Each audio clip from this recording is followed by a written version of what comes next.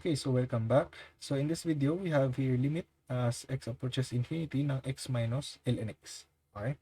So let's try to evaluate the limit. No? So this is infinity minus ln ng infinity is just infinity. So we get the form infinity minus infinity.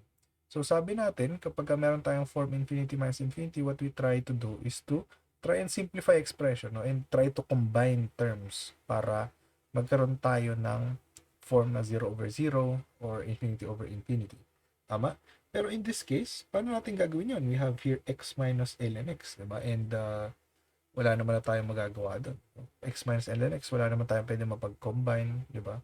So, pagka ganito, then what we try to do is the opposite, no? We try to factor, no? So, try to factor. Okay? So, hindi lang tayo limited sa pag-simplify na expression para makakuha ng ibang form, no? We can also try to factor. So, paano yun? We can do is limit as x approaches infinity, factor out natin yung x, no? So, this will be x times 1 minus ln x over x. Okay? So, now, we have here yung ln x over x is to be infinity over infinity.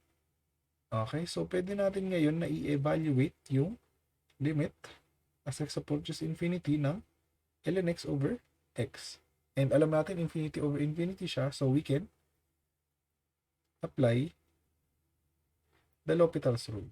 Okay, so pag in-apply natin yung L'Hopital's rule, limit as x approaches infinity, derivative ng ln x is 1 over x, then derivative ng x is just 1, no? So, this will just become limit as x approaches infinity ng 1 over x. And alam natin na this will be equal to 0. Okay, so meaning, itong term na to is equal to 0. Okay? So now, pwede natin i-rewrite yung original problem natin, no? So this will become limit as x approaches infinity ng x times 1 minus 0. Tama? And now, this is just infinity times 1, no? And this is equal to infinity. Okay? So again, if we have a problem like this na wala na tayong ma-simplify, wala na tayong pag-combine ng mga terms, what we do is to try and factor, no? Para makapag-produce tayo ng fraction or any expression na we can have, na we can use, no? In this case, we had here infinity over infinity.